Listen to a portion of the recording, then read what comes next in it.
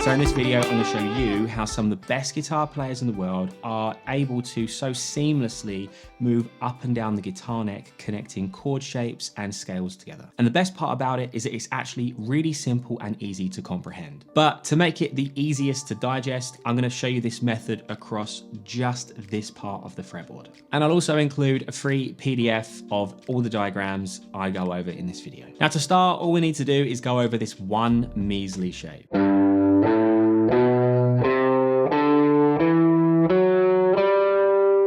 Now that shape and scale is called the major scale, and it's an extremely basic and entry-level thing to the guitar. But don't be put off, because that shape and scale holds the key to leveraging all further understanding of the fretboard on the guitar. You can look at this scale as a cheat sheet for knowing all notes that are good and okay to play in any key of music. And for this video, we're going to be doing everything in the key of G. Now there are 7 notes in the scale, and we're going to label each one with a number. G is 1, A is 2, B is 3, C is 4, D is 5, E is 6, F sharp is 7, and then we are back to 1 again, the G. This is going to be our foundation. Everything we're going to do in this video is going to come from these 7 notes.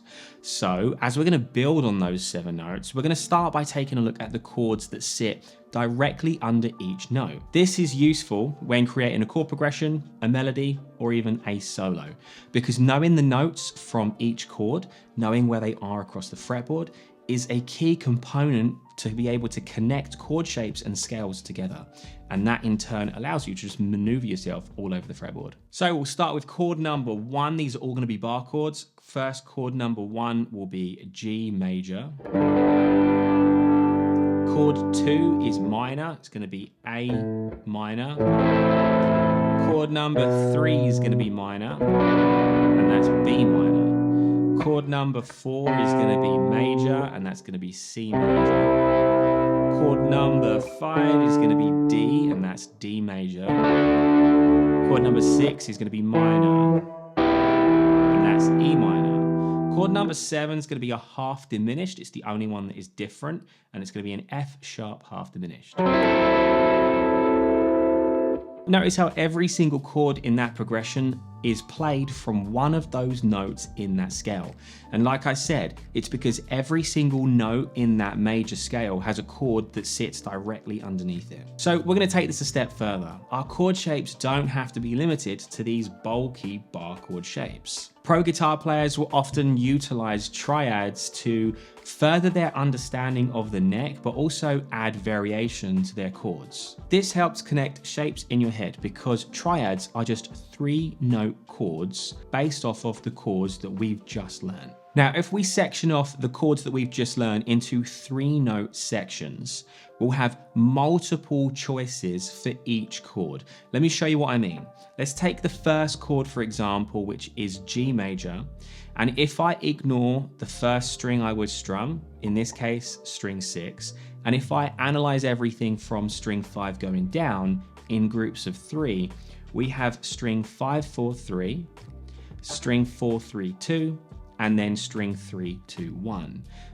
They sound like this. So G major full chord, strings 5, 4, 3, string 4, 3, 2, string 3, 2, 1. Now you'll see that I played what looks like 3 different shapes.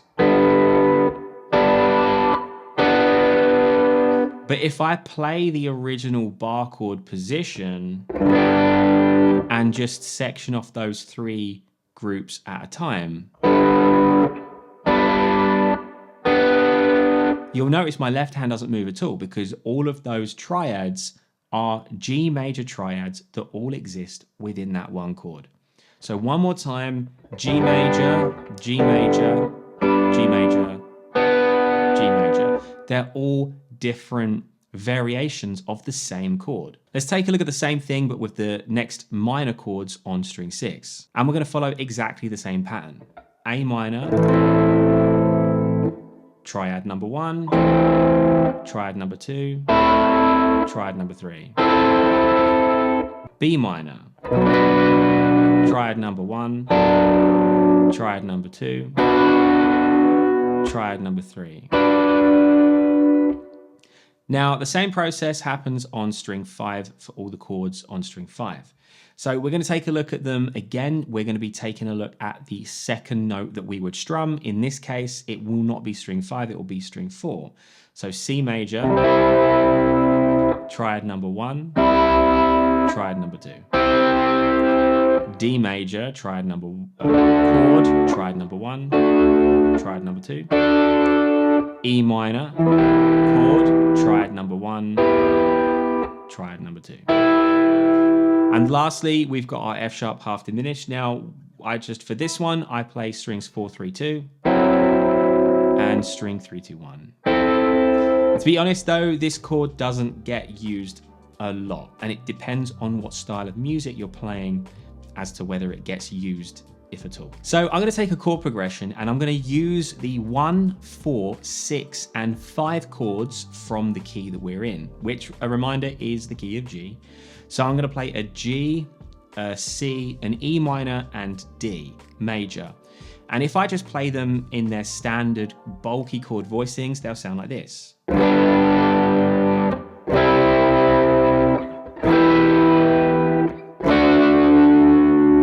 But because I now know triads, I can adjust some of the chord voicings, or all of them, to make them sound a little bit more interesting, like this.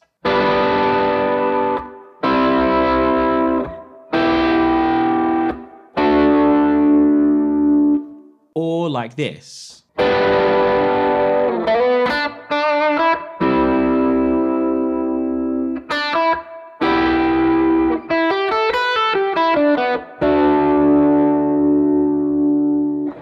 Notice that what I played there hopefully sounded a little bit more musical and interesting. Now this is where everything I've been teaching in this video starts to take shape. And that's where we now start going over to the major pentatonic boxes on the major pentatonic scales. Because all I actually did there was I utilized the major pentatonic box number 1 and box number 2.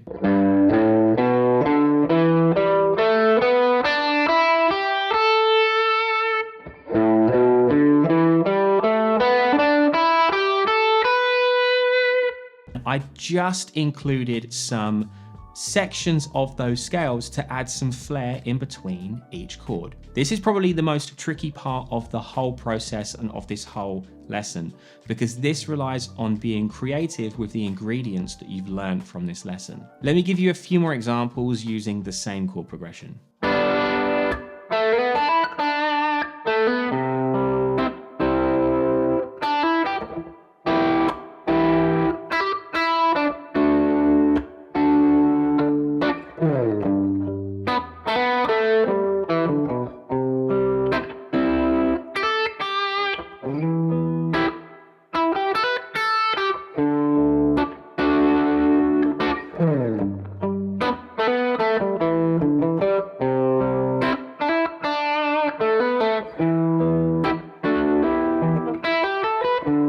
Okay, so in this video, I've shown you guys the chords that you can play in a key of music. We've built everything off that major scale shape. Then also I've shown you guys the triads that you can play from all of those chords, and also the major pentatonic boxes that reside in that one area of the neck that we were in. And also an introduction to utilizing the major pentatonic scale in a practical way. Now, hopefully the guitar neck is looking a lot more connected to you guys. And just a heads up, if you wanted to transition this into any other key, you can do that just by moving everything up or down the neck. Everything we've learned in today's video, you can transfer to any position on the guitar neck. As an example, if we did everything in today's video in the key of A instead of G, well, A's on the 5th fret, so everything we would have done today, all those shapes and all that theory would have been exactly the same, starting from the 5th fret instead of the 3rd. So I've put all of the diagrams from today's video into a completely free, ready to download PDF that I shall leave linked in the description. And again, it's completely free because it's so important to learn this stuff at an early point of musical theory translate into the fretboard, because this is what's going to allow you to go from someone who's learning the guitar to more of a guitar player. Well, I hope you found this video helpful, and if you did, leave a like, consider subscribing. I post guitar related content on here, so if you do enjoy it, it'd be great if you could stick around. Anyway, I'll catch you guys in the next one.